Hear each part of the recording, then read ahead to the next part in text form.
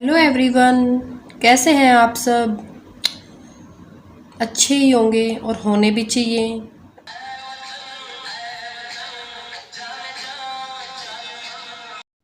आज मैं आपको क्लास 7th का चैप्टर 4 हीट करवाने जा रही हूँ। देखो बच्चों, आपके चैप्टर का नाम है हीट। हीट मीन्स गर्मी। अब सीजन है, 4 टाइप्स के होते हैं वैसे तो, लेकिन उनमें से 2 मेन हो गए, कोल्ड और हीट, हॉट। एक सर्दी, एक गर्मी। और इन दोनों में भी एक क्या हो गया, हॉट। हॉट गर्म सीजन जो होता है, गर्म सीजन जो होता है। तो उस हॉट में, जैसे कि like in hot season you feel hot and use AC fan cooler. जैसे जब आपको गर्मी लगती है, हॉट सीजन में जब आपको गर्मी लगती है तो आप क्या यूज करते हो, एसी, फैन, कूलर। और इन कोल्ड सीजन आप गर्मी पाना चाहते हो, you get heat bye wearing sweater. जैसे स्वेटर पहन लेते हो तो आपको गर्मी लगने लग, मतलब आप थोड़ा हॉट फील करते हो। या फिर आप सनलाइट में बैठ जाते हो तो आप थोड़ा हीट फील करने लगते हो, तो क्या फील करते हो, हीट। तो आपके चैप्टर का नाम क्या है, हीट। अब देखो, in daily life we touch many object and by touching we come to know that is cold और हॉट। यानी कि कुछ हमारी लाइफ में, डेली लाइफ में अभी भी, जैसे मैं अपनी कॉपी को टच कर रही हूँ तो मुझे क्या फील हो रहा है, ठंडा ठंडा सा फील हो रहा है, और गर्मी वैसे हो रही है। तो मेरे को इसको टच करने से मेरे को अच्छा लग रहा है। तो हमारी जो डेली लाइफ है उसमें बहुत सारे ऑब्जेक्ट्स हैं जिनको हम टच करते हैं और हमें पता चलता है कि वो कोल्ड है और हॉट है। तो हम उनकी एक लिस्ट बनाते हैं। जैसे क्लासरूम मैंने इसलिए बोला क्योंकि वो आप उसमें आप डेली जाते हो। एक घर तो है ही, लेकिन क्लासरूम में आप डेली जाते हो तो वहाँ से भी थोड़ा सा होना चाहिए। तो जैसे आप बेंच को अपने टच करते हो तो वो आपको कैसी लगती है, कोल्ड, ठंडी ठंडी, कूल कूल लगती है। आप अपने बोर्ड को टच करते हो तो वो भी कोल्ड, कूल कूल लगता है। और मतलब आप बाहर आ जाते हो ऐसे ही गर्मी में, अपने क्लासरूम से बाहर आते हो, गर्म हो रहा, जब गर्मी बहुत ज़्यादा हो रही होती है तो जैसे आप ग्रिल वगैरह टच करते हो तो आपको बहुत गर्मी लगती है, मतलब वो गर्म लगती है। ऐसे ही अब आप अगर घर में किचन में जाओ तो अगर आप आइसक्रीम लोगे तो वो आपको कोल्ड लगेगी। अगर बर्निंग स्टोव के पास खड़े हो तो वहाँ से आपको गर्मी गर्मी महसूस होगी। अब हैंडल ऑफ कुकर, अगर आप गर्म हैंडल, मतलब कुकर का जो हैंडल पकड़ लोगे, जो गर्म कुकर होता है, लेकिन बेटा ये नहीं कि एकदम से पकड़ लो, कभी उससे हाथ जल भी सकता है। या फिर फ्राइंग पैन होता है, तो अगर बाई चांस आप उन दोनों का हैंडल पकड़ लेते हो, पकड़ के देखते हो, जो गर्म होते हैं, जिनमें जैसे अभी अभी सब्जी बनी है या फिर कोई और भी चीज़ बनी है, तो उनका हैंडल पकड़ोगे तो वो हॉट लगते हैं। लेकिन जब हम उनको साफ करके रख देते हैं तो थोड़ी देर में ही वो ठंडे भी हो जाते हैं। तो इस तरह से आपको ये एक लिस्ट बनानी है। तो इसका कंक्लूड हमें क्या, इस लिस्ट से हमें क्या पता चला है कि कुछ ऑब्जेक्ट कोल्ड है और कुछ ऑब्जेक्ट हॉट है। अब जो ये हॉट है, क्योंकि हमारे चैप्टर का नाम क्या है, हीट, तो हमें कोल्ड को तो एक साइड रख देना है। अब हमें कैसे पता चलेगा कि कौन सा ऑब्जेक्ट कितना गर्म है, तो उसको देखने के लिए एक डिवाइस होती है जिसका नाम है thermometer. Measuring hotness of object is called temperature. अब जो हॉट होता है ना, जो हीट होता है, इसको हम दूसरे रूप में एक टेम्परेचर भी बोलते हैं। कि हम कहते हैं ना कि आज बहुत ज़्यादा गर्मी है या बहुत ज़्यादा टेम्परेचर हो रखा है हमारे इसमें मोबाइल में, तो आप सब देखते ही हो वेदर अपडेट में कि इतने डिग्री टेम्परेचर है, इतने डिग्री टेम्परेचर है। तो इस तरह से जो मेजरिंग हॉटनेस, यानी कि वो हमारी गर्मी, उसकी किसी भी ऑब्जेक्ट की गर्मी को बताता है, तो उसको हम टेम्परेचर कहते हैं। और टेम्परेचर कितना है उसे एक डिवाइस से देखते हैं, उसका नाम है थर्मोमीटर।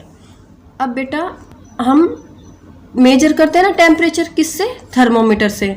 अब वो थर्मोमीटर 2 टाइप्स के होते हैं, क्लिनिकल और लेबोरेटरी। क्लिनिकल का मतलब जैसे किसी को फीवर हो जाता है तो आप डॉक्टर के जाते हो तो वहाँ पे आपका वो जो डिवाइस आपके मुंह में डालते हैं तो हम उसको क्लिनिकल थर्मोमीटर बोलते हैं। और लेबोरेटरी थर्मोमीटर जैसे हवा का, कितनी तेज हवा चल रही है या फिर आज कितनी गर्मी है, इन चीज़ों को नापने के लिए लेबोरेटरी थर्मोमीटर होता है और ये लैब्स में यूज होता है ज़्यादातर। और जैसे अब हम बात करते हैं क्लिनिकल थर्मोमीटर की। तो क्लिनिकल थर्मोमीटर जैसे बाय चांस किसी को फीवर, मैंने अभी आपको बताया फीवर हो जाता है और टेम्परेचर को देखने के लिए उसको हम थर्मोमीटर यूज़ करते हैं। और ये ज़्यादातर हमें घरों में भी मिल जाता है, डॉक्टर के यहाँ तो होता ही होता है, घरों में भी मिल जाता है। ये ग्लास का बना होता है, आजकल तो प्लास्टिक टाइप में भी आने लगा है, उसको हम डिजिटल थर्मोमीटर बोलते हैं। और इसमें एक आगे बल्ब होता है और इसके अंदर एक शाइनिंग जो थ्रेड होता है हम उसको मरकरी बोलते हैं। और इसमें जो टेम्परेचर की मेजरमेंट होती है डिग्री सेल्सियस या फिर डिग्री फ़ारेनहाइट, पहले डिग्री फ़ारेनहाइट में भी होती थी, अब डिग्री सेल्सियस में होने लगी है। डिग्री सेल्सियस में जो रेंज होती है वो 35 degree Celsius to 42 degree Celsius होती है। और जो नॉर्मल टेम्परेचर होता है बॉडी मतलब हमारा ह्यूमन का बॉडी टेम्परेचर वो 37 डिग्री सेल्सियस होता है। 37 से ऊपर होने के बाद इसका मतलब उसको फीवर है। अब जो 94 टू 108 फ़ारेनहाइट था जो पहले हम मेज़र करते थे, तो उसमें नॉर्मल ह्यूमन बॉडी टेम्परेचर होता है 98 डिग्री सेल्सियस। मैंने आपको ये तो बता ही दिया कि 35 डिग्री सेल्सियस टू 42 होता है, 94 टू 108 फ़ारेनहाइट होता है। तो लेकिन आप उसको पढ़ेंगे कैसे, क्योंकि आपको तो पढ़ना नहीं आता, अभी तो आप छोटे हैं। तो वैसे तो आजकल बहुत अच्छे मतलब ऐसे बच्चे हो रहे हैं, अब उसको हम पढ़ेंगे कैसे।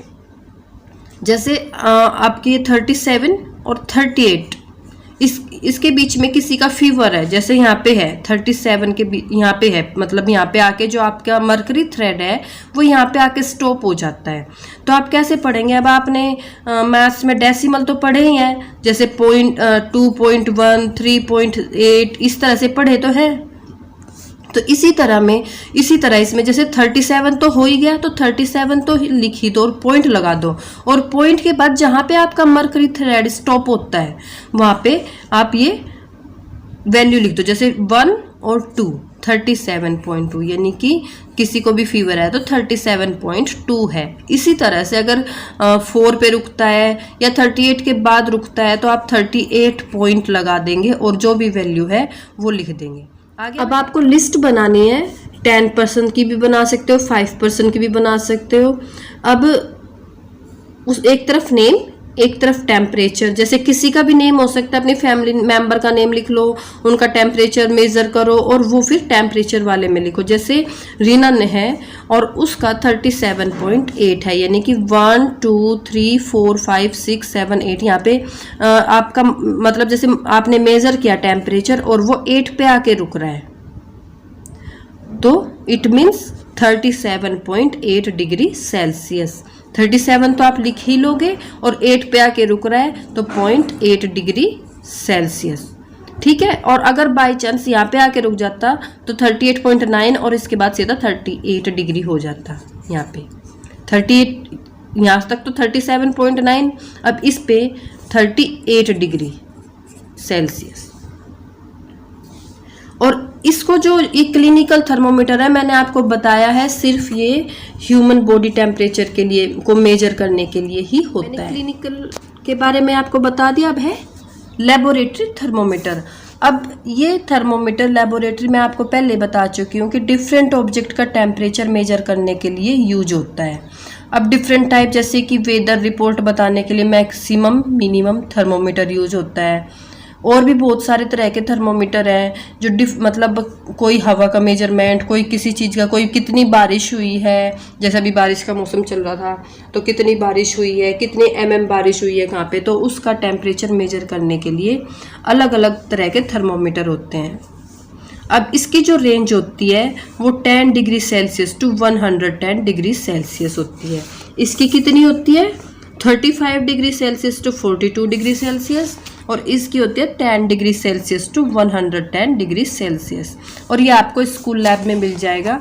और टीचर मतलब आपको टीचर दिखा देंगे।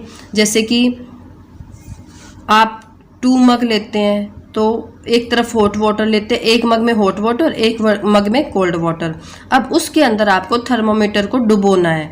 अब बल्ब शुड नॉट टच, यानी कि जो आपका बल्ब है ना, थर्मोमीटर के आगे जो एक छोटा सा बल्ब होता है, उसको ये ध्यान रखना है कि वो नीचे जो तली होती है सरफेस को, और सरफेस ऑफ कंटेनर कहते हैं जिसको इंग्लिश में, हम हिंदी में मैं आपको बता रही हूँ, जो नीचे तली होती है ना उसकी, बर्तन की या फिर मतलब मग की कह लो या किसी भी चीज़ की, यूटेंसिल्स की, तो वो नीचे तक नहीं, उसके सरफेस को ऐसे टच नहीं करना चाहिए। जैसे मैं पेंसिल को यहाँ पे ऐसे टच कर रही हूँ, ऐसे टच नहीं करना चाहिए, वो थोड़ा ऊपर रखना है, इस तरह से ऊपर रखना है, ठीक है बच्चा।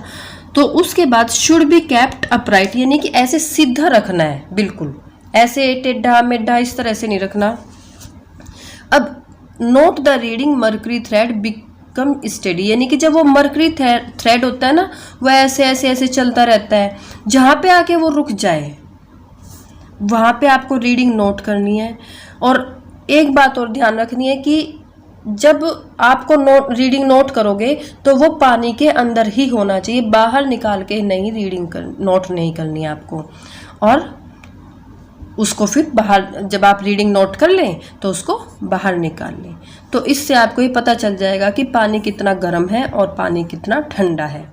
In clinical thermometer, temperature is noted outside the body, but in laboratory thermometer, temperature is measured inside the object। यानी कि जो क्लिनिकल थर्मोमीटर है, ये मैं आपको बता चुकी हूँ, उसमें outside the body temperature measure करते हैं, और इसमें लेबोरेटरी थर्मोमीटर में इनसाइड, यानी कि पानी के अंदर ही या फिर किसी और ऑब्जेक्ट के अंदर ही मेजर करते हैं, वो उसके अंदर ही रहना चाहिए। और फिर ये ऐसा क्यों है कि हम इसमें जो क्लिनिकल थर्मोमीटर में मतलब आउटसाइड बॉडी टेम्परेचर मेजर करते हैं, और इसमें लेबोरेटरी थर्मोमीटर में इनसाइड करते हैं, वो तो ये एक होता है किंक के कारण। उसमें आपकी बुक में दे रखा है ऐसे, और यहाँ पे एक छोटा सा इस तरह से ऐसे ही मतलब वहाँ पे किंक है बल्ब के पास, जो आपका बल्ब है ना ऐसे उसका थर्मोमीटर का, तो उसी के पास एक छोटी सी किंक है। वो क्या करती है, prevent mercury thread falling of its own, यानी कि इसमें क्या होता है, जो मर्करी थ्रेड होता है बाहर निकालते ही अपने आप वापस जहाँ था वो वहीं चला जाता है। लेकिन हमारा जो क्लिनिकल थर्मोमीटर है उसमें किंक होती है, और किंक के कारण जो जब हम उसे अपनी बॉडी से बाहर निकालते हैं, अपने मुंह से बाहर निकालते हैं, तो वो उसको गिरने नहीं देता, जो वो किंक होता है जो मर्करी थ्रेड को वापस नहीं जाने देता। तो इसलिए क्लिनिकल थर्मोमीटर में को हम का मतलब क्लिनिकल थर्मोमीटर में हम जो टेम्परेचर मेजर करते हैं वो बॉडी के बाहर करते हैं, और इसमें इसके अंदर ही डाल के करते हैं। अब तो डिजिटल मैं बता चुकी हूँ थर्मोमीटर यूज होता है।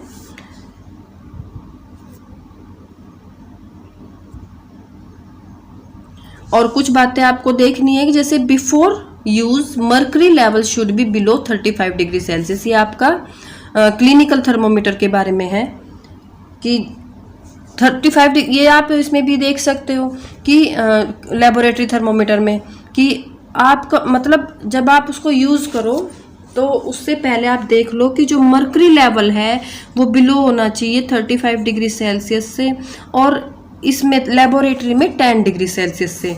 Thermometer should be washed before and after use, यानी कि जब आप उसको यूज़ करते हो थर्मोमीटर को तो एक पहले भी उसको साफ़ करके यूज़ करो और बाद में भी साफ़ करके रखो।